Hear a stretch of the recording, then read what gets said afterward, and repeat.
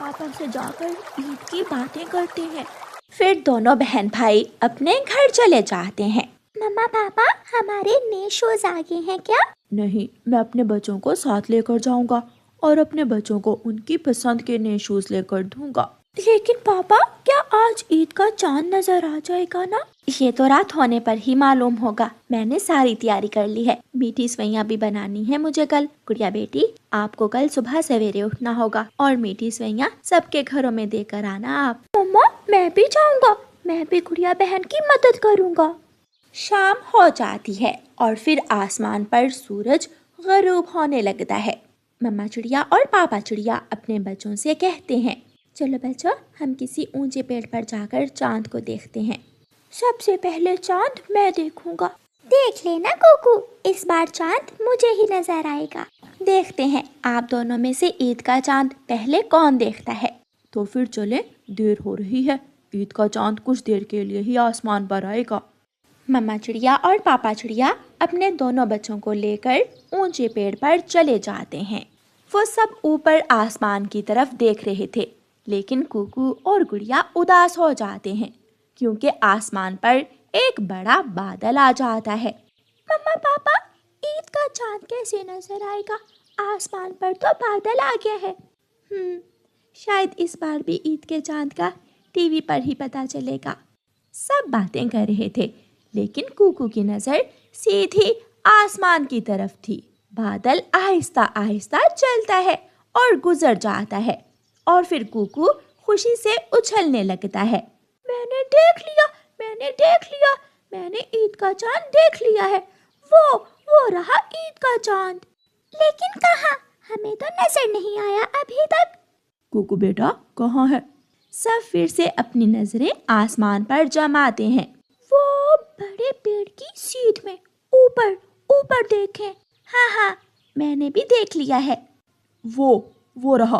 कुकू जीत गया। लेकिन मुझे अभी तक ईद का चांद नजर नहीं आया। मेरे पास आओ गुड़िया बहन।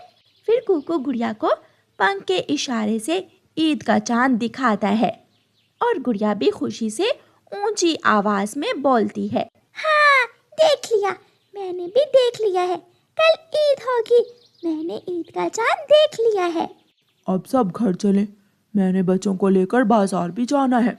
फिर वो सब घर चले जाते हैं। मम्मा चिड़िया घर जाते ही रसोई में आग जलाती है। मैं कल के खानों की तैयारी कर लूं और आप बच्चों को ले जाएं। और हाँ, मेरी चूड़ियां मत भूल जाना। हाँ तो बच्चों, तैयार हो क्या? दोनों बच्चे एक साथ बोलते हैं, हाँ पापा। कुकू भाई, चीजों की लिस्ट कहाँ है? लिस्ट मेरे पास है। फिर पापा चिड़िया अलमारी खोलते हैं और अलमारी से कुछ पैसे लेते हैं और अपने बच्चों को साथ लेकर बाजार चले जाते हैं। सबसे पहले वो नए शूज की दुकान पर जाते हैं। दोनों बच्चे वहां से अपने अपने शूज पसंद करते हैं। कुकू को अपने शूज जल्द ही पसंद आ जाते हैं। पापा, मुझे ये शूज ले दें, मुझे ये शूज बहुत अच्छे लगे हैं। लेकिन गुड़िया को अभी तक शूज पसंद नहीं आए थे। गुड़िया बहन, जल्दी करें, अभी आगे भी जाना है। रुको तो, थोड़ा देखने तो दो। अपनी पसंद से ले लो, घर जाकर ये ना कहना कि शूज पसंद नहीं है। फिर गुड़िया भी अपनी पसंद के शूज ले लेती है। दोनों बच्चे अपने अपने शूज के डिब्बे उठा लेते हैं। अब चले, आपकी मम्मा के लिए चूड़ियाँ भी लेनी है और पापा मेहंदी भी। अच्छा हुआ याद करवा दिया, मुझे तो मेहंदी का याद ही नहीं था। फिर पापा अपने बच्चों की खुशियाँ पूरी करने के लिए उन्हें लेकर आगे जाता है। वो एक दुकान से चूड़ियाँ लेते हैं और गुड़िया कौन मेहंदी लेती। पापा चिड़िया पास ही एक दुकान से मिठाई लेने चले जाते हैं। लड्डू और गुलाब जामुन, थोड़े रसगुल्ले भी डाल देना। पापा चिड़िया मिठाई का एक बड़ा डिब्बा पैक करवाते हैं। अब चले। पापा, हमारे खिलौने। बेटा, आपके खिलौने आप कल अपनी ईदी के पैसों से लेना। ठीक है पापा, अब घर चलें। वो सब अपने घर वापस चले जाते हैं। घर जाकर गुड़िया सबसे पहले अपने शूज अपनी मम्मा को दिखाती है। मम्मा, मेरे शूज कैसे हैं? अच्छे हैं ना? हाँ, बहुत अच्छे हैं, बहुत सुंदर हैं मेरी गुड़िया के शूज। और मम्मा, मेरे शूज कैसे हैं? मेरे कुकू के शूज भी बहुत सुंदर हैं। पापा चिड़िया गुड़िया की मम्मा को चूड़ियाँ दिखाते हैं। मैंने ये चूड़ियाँ पसंद की हैं आपके लिए। ये चूड़ियाँ भी बहुत सुंदर हैं, लेकिन आपने अपने लिए क्या लिया है? मेरे पास वो पिछली बार वाला रुमाल है ना, मैं वही ले लूँगा। और मुझे किसी चीज़ की ज़रूरत भी नहीं थी। मम्मा, मैं आंटी गौरी को बुला लाऊं, वो हमारे मेहंदी लगा देंगी। हाँ, आप ऐसा करो, आंटी गौरी के घर ही चली जाओ। मैं भी जाऊँगा, मैं भी मेहंदी लगवाऊँगा। पागल, मेहंदी लड़कियां लगवाती हैं, लड़के नहीं। मैं भी लगवाऊँगा मेहंदी। अच्छा, लड़ो मत, आप दोनों ही चले जाओ। फिर दोनों बच्चे आंटी गौरी के घर चले जाते हैं। आंटी, मेरे पंखों पर मेहंदी लगा दे। गौरी कव्वी के घर तो मेहंदी लगवाने वालों की लाइन लगी हुई थी। गुड़िया बेटी, इन सब के बाद आपकी बारी आएगी। ऐसे कहते हुए गौरी कव्वी हरियाली के मेहंदी लगाने लगती है। कुकू और जग्गू एक तरफ बैठकर टीवी देखने लगते हैं। क्या लेकर दिया आपके पापा ने आपको? मेरे पापा ने मुझे नए शूज लेकर दिए और ढेर सारी चीजें। मेरे पापा भी मेरे लिए शूज लेकर आने ही वाले होंगे। थोड़ी देर बाद जग्गू कव्वे का पापा कालू कौवा भी घर आ जाता है। पापा, मेरे नए शूज कहाँ हैं? लेकिन कालू कौवा खामोश रहता है। कालूपति जी, कल ईद है, जग्गू के नए शूज नहीं लाए हैं क्या आप? नहीं, मैं नहीं ला सका, पैसे कम पड़ गए थे। ये सुनकर जग्गू अपना मुंह लटका लेता है। जग्गू, ईद का दिन खुशी का दिन है, उदासी का दिन नहीं है। आप मेरे साथ चलें। लेकिन कहाँ? चले ना, आपके नए शूज लेने। गुड़िया बहन, आप मेहंदी लगवा कर घर आ जाना, मैं जग्गू भाई के साथ जा रहा हूँ। मम्मा, मैं जाऊँ? हाँ, चले जाओ। फिर जग्गू कुकू के साथ चला जाता है। पापा, जग्गू के पास नए शूज नहीं है, इसे भी नए शूज लेते। कुकू बेटा, बाहर तो अंधेरा हो गया है। पापा, बाहर तो इतनी रौनक है, सब बाजार सजे हुए हैं, हम दोनों दोस्त ले आएंगे, बस आप पैसे दे दें। कुकू की मम्मा कुकू के पापा को इशारा करती है और कुकू के पापा जग्गू को पैसे दे देते हैं। दोनों दोस्त नए शूज लेने चले जाते हैं। गुड़िया भी अपने पंखों पर मेहंदी लगवा लेती है। जग्गू नए शूज लेकर बहुत खुश था। सब अपने अपने घरों को चले जाते हैं। कुकू भी अपने घर आ जाता है। गुड़िया भी आ गई थी। मम्मा, मेरे पंख कैसे लग रहे हैं? बहुत सुंदर लग रही है मेरी बेटी। वो सब बातें करते करते सो जाते हैं। चांद रात गुजर जाती है और फिर आ जाता है ईद का दिन। कुकू की मम्मा ने सुबह ही उठकर मीठी सेवइयां बना ली थी। गुड़िया और कुकू सब पड़ोसियों के घरों में मीठी सेवइयां लेकर जाते हैं। कुकू और गुड़िया अपने पापा के साथ ईद की नमाज पढ़ने जाते हैं और फिर सारा दिन वो जंगल के बाजारों में घूमते हैं, क्योंकि जंगल के बाजार तो आज बहुत सजे हुए थे। ऐसे जंगल के पक्षी ईद की खुशियाँ मनाते हैं। प्यारे दोस्तों, आप सबको हमारी तरफ से ईद की शुभकामनाएं। रानो चिड़िया की ऐसी कहानियाँ सुनने के लिए YouTube सर्च बार में रानो चिड़िया की कहानी लिखें या फिर ये बटन दबाकर बोलकर कहें रानो चिड़िया की कहानी। कौवा और चिड़िया पड़ोसी थे। कौवा चिड़िया के पास आता है। चिड़िया चिड़िया, थोड़ा खट्टा थोड़ा मीठा रस से भरा हुआ एक फल है जिसे इंसान संतरा कहते हैं, क्या तुम वो संतरा खाओगी? ये सुनकर चिड़िया के मुंह में पानी आ जाता है। हाँ कौवे भैया, मगर हमें वो फल मिलेगा कहाँ से? बहुत आसान है, हमें वो फल किसान के खेत से मिलेगा। फिर कौवा और चिड़िया किसान के खेत से संतरे का फल खाने चले जाते हैं। किसान पेड़ के नीचे सोया हुआ था। पके हुए लाल लाल संतरे देखकर चिड़िया और कौवे के मुंह से पानी आ रहा था। कौवे भैया, वो किसान सो रहा है, मैं पेड़ के ऊपर जाकर संतरे तोड़ती हूँ और तुम नीचे से इकट्ठे करना।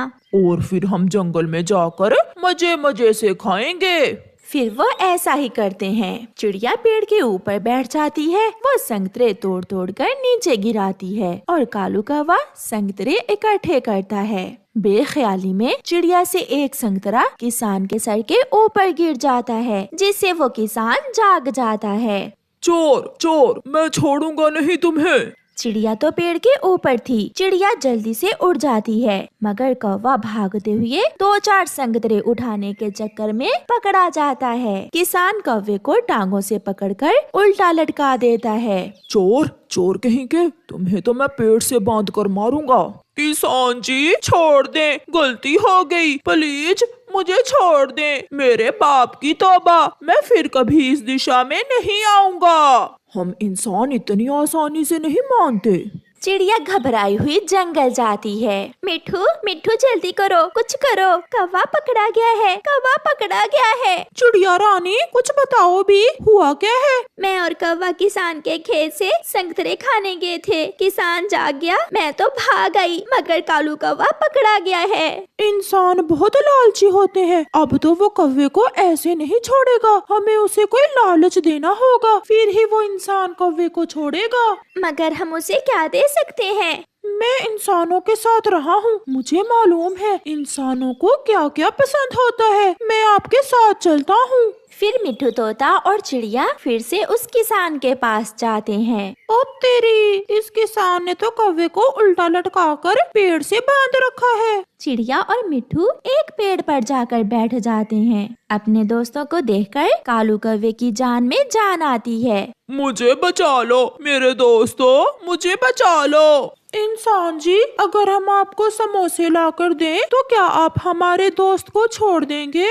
नहीं, मुझे समोसे पसंद नहीं है। तो फिर क्या आप मीठी जलेबी खाओगे? नहीं, मुझे जलेबी भी पसंद नहीं है। लड्डू, लड्डू तो सभी इंसानों को बहुत पसंद होते हैं। लड्डू का सुनकर वो इंसान अपनी जुबान बाहर निकालता है और उसके मुंह से पानी टपकने लगता है। लड्डू, लड्डू में तो जान है मेरी। अगर इस कौवे को जिंदा देखना चाहते हो तो जल्दी से जाकर मेरे लिए लड्डू लेकर आओ। चिड़िया और मिट्ठू जल्दी करो, जल्दी, मुझे चक्कर आने लगे हैं, सब उल्टा दिख रहा है। चिड़िया और मिठू वहाँ से उड़ते हैं और बस्ती में हलवाई की दुकान पर जाते हैं। हलवाई की दुकान के पास एक पेड़ था, वो दोनों उस पेड़ पर बैठ जाते हैं। अगर किसान लालची है तो ये हलवाई भी लड्डू हमें मुफ्त में नहीं देगा, हमें लड्डू लेने के बदले इसे भी कुछ ना कुछ तो देना ही होगा। चलो हम इस हलवाई इंसान से बात करते हैं। चिड़िया और मिठू हलवाई के पास जाते हैं। हलवाई हलवाई, किसान ने हमारे कालू कौवे दोस्त को पकड़ लिया है और वो फिर ही हमारे दोस्त को छोड़ेगा अगर हम उस किसान के लिए मीठे मीठे लड्डू लेकर जाएंगे। लड्डू, और वो भी मुफ्त में? ना बाबा ना, हम इंसान लोग ऐसे मुफ्त में कोई चीज नहीं देते। अगर लड्डू लेने हैं तो पैसे लाओ, पैसे। हलवाई जी, हम पक्षी हैं, हम पैसे कहाँ से ला सकते हैं? हमारे जंगल में तो कोई ऐसा पेड़ भी नहीं है जिस पर पैसे लगते हो। सूखी लकड़ियाँ, क्या तुम मुझे सूखी लकड़ियाँ ला कर दे सकते हो? हाँ, हम कर सकते हैं। हम आपको आग जलाने के लिए सूखी लकड़ियाँ ला कर दे सकते हैं। तो फिर जाओ और जल्दी से सूखी लकड़ियाँ लाओ ताकि मैं आग जलाकर तुम्हारे लिए लड्डू बना सकूं। चिड़िया और मिठू फिर से उड़ते हैं और वापस जंगल जाते हैं। जंगल में सूखे पेड़ों की कोई कमी न थी। चिड़िया और मिठू तोता सूखे हुए पेड़ों से लकड़ियाँ तोड़ तोड़ कर जमा करते हैं। वो दोनों बहुत तेजी से सारा काम करते हैं। मिठू भैया, आप यहाँ रुके, मैं अपने घर से रस्सी लेकर आती हूँ ताकि हम गठरी बांध सकें। तब तक मैं और लकड़ियाँ इकट्ठी करता हूँ। चिड़िया रस्सी लेने चली जाती है और मिठू तोता अपनी तेज चोंच से फिर से लकड़ियाँ काटने लगता है। वो लकड़ियों को रस्सी से बांध लेते हैं। मिठू, ये तो बहुत भारी हो गया, मैं इसे नहीं उठा सकती। मैं ट्राई करता हूँ। फिर मिठू भी पूरा जोर लगाता है, मगर वो लकड़ियों की गठरी बहुत भारी थी। ये तो बहुत मुश्किल है, मगर किसी भी तरह हमें अपने कौवे दोस्त को बचाना होगा। कबूतर वहाँ से गुजर रहा था। मिठू कबूतर को आवाज देता है, कबूतर, कबूतर रुको यार, यहाँ आओ। कबूतर वहाँ आ जाता है। चिड़िया और मिठू, आप इन लकड़ियों से क्या करने वाले हो? फिर चिड़िया कबूतर को सारी बात बताती है। अगर हम लकड़ियाँ लेकर गए तो फिर ही हलवाई हमें लड्डू बना कर देगा और लड्डू खाने के बाद ही छोड़ेगा किसान हमारे दोस्त कालू को। ये लकड़ियाँ ऐसे उठाना बहुत मुश्किल है। हम इन्हें 3 हिस्सों में बांट लेते हैं और हम अलग अलग गठरियाँ उठाकर ले जाते हैं। कबूतर भैया, ये तो बहुत आसान है, हम भी पागल ही थे, हमारे दिमाग में ये ख्याल ही नहीं आया। फिर वो ऐसा ही करते हैं। वो लकड़ियों को 3 हिस्सों में बांटकर बांधते हैं और ऐसे वो सब आसानी से लकड़ियाँ उठाकर हलवाई के पास पहुंच जाते हैं। शाबाश पक्षियों, ये लकड़ियाँ बर्फ के ठंडे भीगे मौसम में मेरे बहुत काम आएंगी। अब मैं अभी आपको लड्डू बनाए देता हूँ। फिर हलवाई अपना काम शुरू करता है और जल्द ही उन्हें लड्डू बना देता है। चिड़िया, मिट्ठू तोता और कबूतर वो लड्डू लेकर सीधे किसान के पास जाते हैं। उन्हें देखकर कालू कौवा खुश हो जाता है। किसान जी, ले, हम आपके लिए स्वादिष्ट स्वादिष्ट लड्डू ले आए हैं। लाओ लाओ, ये लड्डू जल्दी से मुझे दे दो। पहले आप हमारे दोस्त कौवे को आजाद करो, उसे चक्कर आ रहे हैं। फिर किसान कौवे को आजाद कर देता है। सभी दोस्त खुशी खुशी जंगल वापस चले जाते हैं। वापस जाकर चिड़िया कौवे से कहती है, कौवे कौवे चले? कहाँ? संतरे खाने। ये सुनकर सब हंसने लग जाते हैं। इसीलिए तो कहते हैं, पक्के और सच्चे दोस्त कैसी भी मुश्किल हो साथ नहीं छोड़ते। प्यारे दोस्तों, इस कहानी को लाइक करें और अपने दोस्तों के साथ जरूर शेयर करें और कमेंट करना बिल्कुल न भूलना। आपका धन्यवाद।